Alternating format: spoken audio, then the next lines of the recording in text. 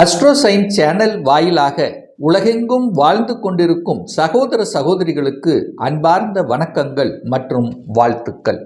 இன்றைய பதிவு ஆகஸ்ட் மாத ராசி பலன்கள்.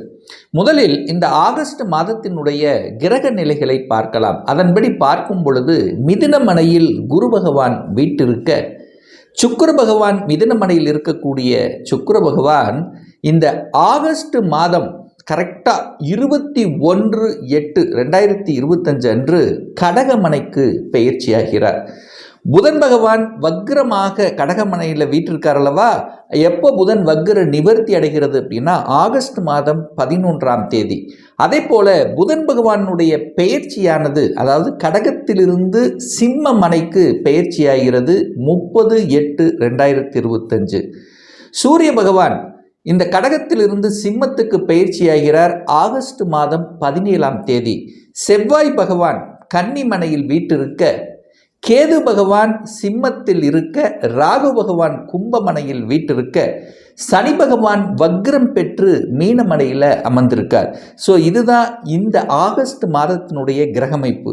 ஸோ இந்த கிரக அமைப்புகளை வைத்துக்கொண்டு இந்த மாதம் எதில் நமக்கு நல்லது நடக்க போகுது, எந்த இடத்தில் நாம் ஜாக்கிரதையாக இருக்கணும், எந்த வழிபாடு நமக்கு உகந்தது என்பதை பற்றி இந்த பதிவில் நம்ம டீட்டெயிலாக நம்ம பார்க்க போகிறோம். அதற்கு முன்னால் நம்மளுடைய சேனலை நீங்கள் முதல் தடவையாக பார்ப்பவர்கள் என்றால் மறக்காம சப்ஸ்கிரைப் பண்ணிக்கிங்க. மேசராசி அன்பர்களே, இந்த ஆகஸ்ட் மாதம் என்ன பலன் அப்படின்னு பார்க்கும் பொழுது, உங்கள் ராசிநாதனாக இருக்கக்கூடிய செவ்வாய் பகவான் இப்போ 6ஆம் இடம் என்று சொல்லக்கூடிய கடன், நோய், எதிர்ப்பு, பகை என்று சொல்லக்கூடிய 6ஆம் இடத்தில் உட்கார்ந்துருக்கு. கடந்த சில மாதங்களாக பார்த்தீங்கன்னா உங்கள் ராசிநாதன் நீச்சத்தன்மையில் இருந்தார். அதன் பிறகு கேதுவோடு சேர்ந்திருந்தார். அப்போது நினச்சது நடக்கலை. ஏதோ ஒரு வகையில் ஒரு குறை இருந்தது, ஒரு குற்றம் இருந்தது, ஒரு மாதிரியான ஒரு தன்மை இருந்தது. அப்படிங்கிற ஒரு எண்ண ஓட்டத்தில் இருந்திருக்கும்.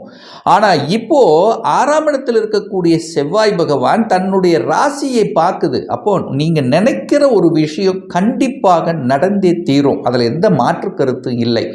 அதே சமயத்தில் நீங்கள் புரிந்து கொள்ள வேண்டிய ஒன்று என்னன்னா, செவ்வாய் பகவான் 6ல் உட்கார்ந்துருக்காருல, 6ஆம் இடம் என்பது கடன், நோய், எதிர்ப்பு, பகை, வம்பு, வழக்கை குறிக்கக்கூடிய இடம். ஸோ அந்த இடத்துல போய் நீங்கள் உட்கார்ந்துருக்கிறீங்க அப்படிங்கிறத நீங்கள் நினச்சி பாருங்கள். அப்போது உங்கள் சிந்தனைகள் எல்லாம் ஒன்று கடனை சார்ந்த விஷயமாக இருக்கும், ஒன்று கடனை வாங்குறது அல்லது கடனை அடைக்கிறது. ஸோ இதில் ஏதாவது ஒன்று இருக்கும். எதிர்ப்பு, பகைங்கிற இடத்துல போய் உட்கார்ந்துருக்கீங்க. அப்போது உங்களை யாராவது ஒருத்தர் சண்டை இழுப்பாங்க, வம்பு வழக்குக்கு வரக்கூடிய வாய்ப்புகள், இல்லைன்னா கோபப்படுத்துவாங்க, டென்ஷன் படுத்தக்கூடிய அமைப்பு இருக்குது. அதில் நீங்கள் கவனமாக இருக்கணும். வம்பு வழக்கு சம்பந்தப்பட்ட எந்த ஒரு விஷயத்துக்குள்ளேயும் போயிடக்கூடாது அப்படிங்கிறத ஞாபகத்தில் வச்சுக்கோங்க. நீங்கள் 6ஆம் இடத்தில் இருக்கிறதுனால உங்கள் ஹெல்த்தையும் நீங்கள் கொஞ்சம் கேர் எடுக்கணுங்கிறது மேசராசி என்பவர்கள் நன்றாக புரிந்து கொள்ள வேண்டும். ஏன்னா 6ஆம் இடத்தில் இருக்கக்கூடிய செவ்வாய் பகவான் 12ஆம் இடத்தை பார்க்குது. அங்கே 12ஆம் இடத்தில் சனி பகவான் உட்கார்ந்திருக்கார். அப்போ சனி செவ்வாய் 2 பார்த்து கொண்டு இருக்கின்ற காரணத்தால் சில சமயங்களில் எரிச்சல் ஊட்டக்கூடிய தன்மையை உருவாக்கும். அப்போ என்ன, உங்களுடைய டிசிஷன் மேக்கிங்கில் கரெக்டாக இருக்கணும். அவசரப்பட்டு கோபப்பட்டு ஒரு முடிவை எடுக்கக்கூடாது அப்படிங்கிறத ஞாபகத்தில் வைத்து கொள்ளுங்கள் இந்த மேசராசி அன்பர்கள். சரி, சனியை பார்க்குறாரு. அந்த சனிங்கிறது யார்? 10க்குரியவன் அல்லவா, தொழில் ஸ்தானத்தின் அதிபதி அல்லவா. அப்போது நீங்கள் 10ஆம் அதிபதியை பார்த்துட்டு இருக்கீங்க.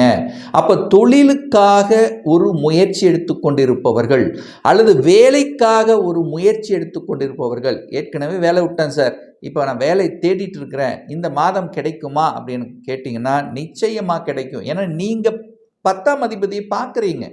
அப்போது ஒரு விரயத்தை கொடுத்து கொண்டிருந்தது. 2-3 இன்டர்வியூலாம் அட்டென்ட் பண்ணியிருப்பீங்க, ஒரு ரிசல்ட் கிடைக்கல. பட் இமீடியட்டாக கிடைக்கக்கூடிய வாய்ப்புகளை இந்த ஆகஸ்ட் மாதம் உங்களுக்கு ஏற்படுத்தும்.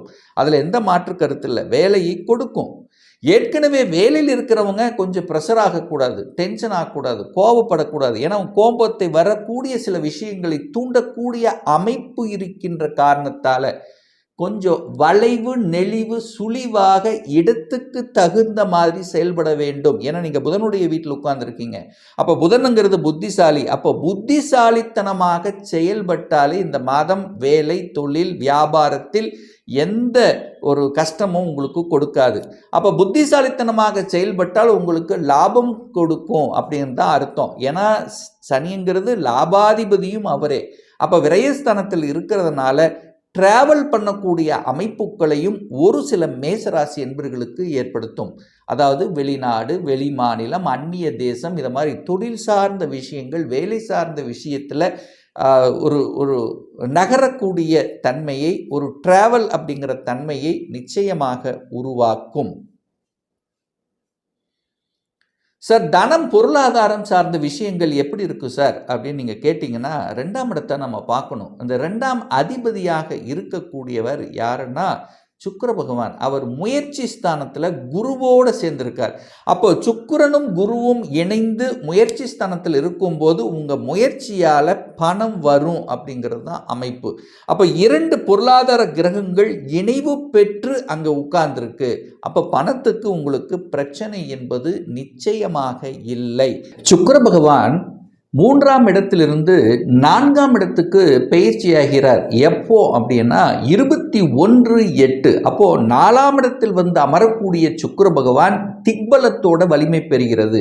அப்போ தனாதிபதி வலிமை பெறுகிறது. அப்போ 4ஆம் இடம் என்பது வீடு, வண்டி, வாகனத்தை குறிக்கக்கூடிய இடம் அல்லவா? ஸோ அந்த இடத்தில் சுக்கிரன் வந்து அமரும் போது நிறைய மேசராசி என்பர்களுக்கு இந்த வாகனம், புது வாகனம் மாற்றணும், அல்லது வாகனத்தை இதுவரைக்கும் ஒரு சரியான முறையில் இல்லாதவங்க எல்லாம் பார்த்தீங்கன்னா ஒரு பிரச்சனை கொடுத்துட்டு இருந்தது, ஒரு ரிப்பேர் ஆகிட்டே இருந்ததுங்கிறவங்களுக்கெல்லாம் ஒரு சேஞ்சஸை கொடுக்கக்கூடிய அமைப்பு. அப்போ புதிய வாகனம் போகலாம் அப்படிங்கிற எண்ணங்களை நிச்சயமாக கொடுக்கும். அதில் மாற்று கருத்து இல்லை. அதே சமயத்தில் 4ஆம் இடம் என்பது வீடு. சுக்கிரனுங்கிறது வீட்டுக்கு காரக கிரகம். அவர் போய் 4ஆம் இடத்துல வந்து அமரும் போது மேசராசி என்பர்கள் வீடு கட்டலாம், வீடு கட்டக்கூடிய யோகத்தை தரும், அல்லது கட்டின வீட்டை வாங்கக்கூடிய அமைப்புங்கிறது இந்த காலகட்டம் பிரகாசமாக இருக்கு அப்படிங்கிறத ஸ்ட்ராங்காக சொல்லலாம். அதுவும் அங்கே புதன் இருக்கார். அந்த புதனுங்கிறது 6ஆம் அதிபதி. கடன் கிடைக்கும். அப்போ வங்கியில் நீங்கள் அப்ளை பண்ணிங்கன்னா கடன் கிடைக்கும். கடனின் மூலமாக வீடு கட்டுவது என்கின்ற அமைப்புங்கிறது இந்த மாதம் சிறப்பு பெறுகிறது மேசராசி அன்பர்களுக்கு. சூரியன் பார்த்தீங்கன்னா இந்த மாதம், அதாவது ஆகஸ்ட் மாதம் 17ஆம் தேதி 5ஆம் இடத்துக்கு வந்து அமர்கிறார். 4ஆம் இடத்தில் இருக்கக்கூடிய சூரியன் 5ல் வந்து அமர்ந்து 5ல் வந்து அமர்ந்து ஆட்சி பலத்தோட வலிமையாக இருக்க போகிறார். அப்போ சூரியன் வலிமை, 5ஆம் அதிபதி வலிமை, பூர்வ புண்ணியஸ்தானத்தின் அதிபதி வலிமை, பஞ்சமஸ்தானத்தின் அதிபதி, காதல் ஸ்தானத்தின் அதிபதி அப்படின்லாம் சொல்லிட்டே போகலாம். 5ஆம் இடம் என்பது பதவியை குடிக்கக்கூடிய இடம். ஸோ இதெல்லாம் வலிமை. 5ஆம் அதிபதி வலிமை பெறுகிறது. ஆட்சி பலத்தோட ஸ்ட்ராங்காக இருக்குது. நிறைய பேருக்கு ப்ரமோஷன் கிடைக்கும் இந்த காலகட்டத்தில் எடுத்துக்கலாம். அரசு சார்ந்த விஷயத்தில் நீங்கள் எடுக்கக்கூடிய முயற்சிகள் பலிக்கும். நினைத்து கொண்டிருக்கக்கூடிய அரசு சார்ந்த விஷயத்தில் நீங்கள் நினைச்சிட்டு இருக்கக்கூடிய விஷயங்கள் சக்சஸ் கொடுக்கக்கூடிய அமைப்புங்கிறது இருக்குது. அரசு வேலையில் சில மாற்றங்கள் அப்படிங்கிறது உண்டு. இதுவரைக்கும் அரசு எக்ஸாம் எழுதலைங்கிறவங்க கூட இப்போ எழுதணுங்கிற என்கின்ற ஆர்வத்தை தூண்டக்கூடிய ஒரு மாதமாகவும் இந்த ஆகஸ்ட் மாதம் அமையப்பெறும். ஆனால் ஒரே விஷயம், அங்கே கேது இருக்கார். அந்த கேதுவோடு இணையும் போது ஒரு தொந்தரவுங்கிறது இருக்குது. அப்போ என்ன, தகப்பனுடைய ஹெல்த் விஷயத்தில் மட்டும் இந்த மேசராசி என்பவர்கள் கண்டிப்பாக நன்றாக கவனித்து கொள்ள வேண்டும் என்பதையும் ஞாபகத்தில் வைத்துக் கொள்ளுங்கள். என கேது அங்கு இருக்கார். அப்போ சூரியன் கேது இணையக்கூடிய ஒரு மாதமாக அமையும். அப்போ என்ன ஆகும், கேதுவால் நசுக்கக்கூடிய தன்மை உருவாக்கும். அப்போ தகப்பனுடைய ஹெல்த் விஷயத்தில் மட்டும் கொஞ்சம் கவனமாக இருக்கணும். மற்றபடி உங்களுக்கு சில அலைச்சல் திருச்சல்களை கொடுத்தாலும் பெரிய பாதிப்பை ஒன்றும் ஏற்படுத்த போவதில்லை. நீங்கள் போய் 6ஆம் இடத்துல இருக்கிறதுனால ஏற்கனவே நான் சொன்ன மாதிரி கடன் சார்ந்த விஷயங்கள், கடன் கட்டுவது, கடனை வாங்குவது பற்றிய எண்ண ஓட்டங்கள் நிச்சயமாக உண்டு. வேலை இல்லாதவர்களுக்கு வேலை உண்டு அப்படிங்கிறதுல எந்த மாற்று கருத்தும் இல்லை. திருமணஸ்தானத்தின் அதிபதியாக இருக்கக்கூடிய சுக்கிரன் போய் 4ஆம் இடத்தில் இப்போ 3ல் இருக்கார். தனக்கு 9ஆம் இடத்தில் இருக்கிறது சிறப்பு. அடுத்து 10ஆம் இடத்துக்கு வந்து அமர்கிறது. அப்போ நிறைய மேசராசி அன்பர்களுக்கு திருமணம் கைகூடும் அப்படின்னு நம்ம எடுத்துக்கலாம். ஏன்னா சுக்கிரன் திக்பலத்தோட வலிமை பெறுகிறார். அப்போ நிச்சயமாக உங்க முயற்சியால திருமணம் கைகூடும். நிறைய பேர்த்துக்கு திருமணம் நடக்கும். ஒரு சிலருக்கு திருமணம் ஃபிக்ஸ் ஆகக்கூடிய வாய்ப்புகளை காமிக்கும். ஒரு சிலருக்கு இன்னார் இவர் என்று அறிமுகப்படுத்தக்கூடிய நிகழ்வுகளும் இருக்கிறது. அப்போ நிச்சயமாக திருமண பாக்கியம் கிடைக்கக்கூடிய வாய்ப்புகளை சந்தர்ப்பங்களை உருவாக்கும். ஏன்னா குருவும் பார்த்தீங்கன்னா தனது 5ஆம் பார்வையாக 7ஆம் இடத்தை பார்க்கிறார். அப்போ குருங்கிறது உங்களுக்கு பாக்கியத்தை கொடுக்கக்கூடியவன். அந்த பாக்கியத்தை கொடுக்கக்கூடிய குரு 7ஆம் இடத்தை பார்க்கறதுனால திருமண பாக்கியம் நடக்கும், நல்லபடியாக நடக்கும், திடீரென்று ஃபிக்ஸ் ஆகும், மனமகிழ்ச்சி சந்தோஷத்தை கொடுக்கும். ஒரு சில மேசராசி என்பவர்களுக்கு பார்த்தீங்கன்னா கூட்டு தொழில் சார்ந்த விஷயத்தில் இருந்து வந்த பிரச்சனைகள் களையும். சமூகத்தில் ஒரு அங்கீகாரம் கிடைக்கக்கூடிய வாய்ப்புகள் சந்தர்ப்பங்களை உருவாக்கும். பெரிய மனிதர்களின் தொடர்புகளை கொடுக்கக்கூடிய ஒரு மாதமாக இந்த ஆகஸ்ட் மாதம் அமையப்பெறும். அந்த சுக்கிரன் பாருங்க, அந்த குரு பாருங்க, நேரம் 9ஆம் இடத்தை பார்க்கிறார். தன் வீட்டை தானே பார்த்து பலப்படுத்துகின்ற ஒரு மாதம். அப்போ குரு 9ஆம் இடத்தை பார்க்கிறார், பாக்கியஸ்தானத்தை பார்க்கிறார். அப்போ பாக்கியம் கிடைக்க வேண்டும் என்கின்ற அமைப்பு இருக்குல்லவா, அப்போ குழந்தை பாக்கியம் நிறைய மேசராசி என்பவர்களுக்கு உண்டாக்கும். அதுவும் ட்ரீட்மெண்ட் சார்ந்த விஷயத்தில் சக்சஸ் கொடுக்கும். ஏன் இதை சொல்கிறேன்னா, கேது 5ல் உட்கார்ந்துருக்கார். கேதுனால ஒரு தடை அப்படின்னு சொல்லுவேன். ஸோ அந்த கேது 5ஆம் இடத்தில் இருக்கும்போது ஒரு ட்ரீட்மெண்ட்டு ஒரு சக்ஸஸ் பண்ண முடியலங்கிறவங்கெல்லாம் இந்த ஆகஸ்ட் மாதம் அது சக்ஸஸ் கொடுக்கும். குழந்தை பாக்கியம் கிடைக்கக்கூடிய, அதனால் மனமகிழ்ச்சி சந்தோஷத்தை அடையக்கூடிய நிகழ்வு என்பது இந்த மாதம் மேசராசி என்பவர்களுக்கு நிச்சயமாக உருவாக்கும். அதில் எந்தவித மாற்று கருத்தும் கிடையாது. அடுத்தது பார்த்தீங்கன்னா, சனி பகவான் வக்ர நிலையில் இருக்கார். அப்போ 10க்குரியவன் 12ஆம் இடத்தில் இருக்கும்போது 12ங்கிறது வெளிநாட்டு தொடர்பு, வெளி மாநிலம், வெளியூருக்கு செல்லக்கூடிய தன்மை. அங்கே சனி வக்ரம் அடையும் போது இதுவரைக்கும் மந்தமாக இருந்த விஷயங்கள் இப்போ வேகம் எடுக்கும், சுறுசுறுப்படையும் அப்படின்னு தான் அர்த்தம். ஒரு மந்தமாக ஒரு கிடப்பில் போட்ட விஷயங்கள் இப்போ எடுத்து செய்து வெற்றி காணக்கூடிய ஒரு காலகட்டமாக அமையும். நிறைய பேருக்கும் பார்த்தீங்கன்னா இந்த ஏற்றுமதி இறக்குமதி புத்தி அறிவை வச்சு செய்யக்கூடிய தொழில்கள் மீது நாட்டம் அதிகமரிக்கும், வியாபாரமும் அதிகமாகும் இந்த காலகட்டத்தில். சரி, ஒரு நல்ல தெய்வ வழிபாடு இந்த ஆகஸ்ட் மாதம் அப்படின்னு எடுத்துக்கொண்டால், இந்த ஆகஸ்ட் மாதம் 17ஆம் தேதி, அதாவது ஆவணி மாதம் 1ஆம் தேதி அன்றைக்கு ஞாயிற்றுக்கிழமை வருது. அன்னைக்கு தான் சனி பகவானுடைய ஜெயந்தி, பிறந்த நாள். ஸோ அன்றைய தினம் நீங்கள் சனி பகவானை சென்று, நவ கிரகத்தில் இருக்கக்கூடிய சனி பகவானை சென்று வழிபடும் போது நிச்சயமாக இந்த மேசராசி என்பவர்களுக்கு தொழில் ரீதியாக லாப ரீதியாக இருந்து வந்த பிரச்சனைகள், ஹெல்த் சம்பந்தப்பட்ட வகையில் இருந்து வந்த பிரச்சனைகள் நிச்சயமாக தீரும். அதில் எந்தவித மாற்று கருத்தும் இல்லை. அடுத்ததாக பார்த்தீங்கன்னா, ஆவணி மாதம் 9ஆம் தேதி, அதாவது 25 ஆகஸ்ட் 25ஆம் தேதி திங்கட்கிழமை வருகிறது. அன்றைய தினம் செவ்வாய் பகவானுடைய ஜெயந்தி, அதாவது உங்கள் ராசிநாதனுடைய பிறந்த நாள் வருது செவ்வாய். அப்போது அது உங்கள் ராசிநாதன். அப்போது அன்றைய தினம் நீங்கள் நவகிரகத்தில் இருக்கக்கூடிய செவ்வாய் பகவான் அல்லது முருகப்பெருமான், ஏன்னா உங்கள் ராசிநாதனுடைய தெய்வமே முருகன் அல்லவா, அன்றைய தினம் கண்டிப்பாக நீங்கள் வழிபட்டீர்கள் என்றால் உங்கள் மனசு, எண்ணம், செயல், சிந்தனைகள் வலுப்பெறும்.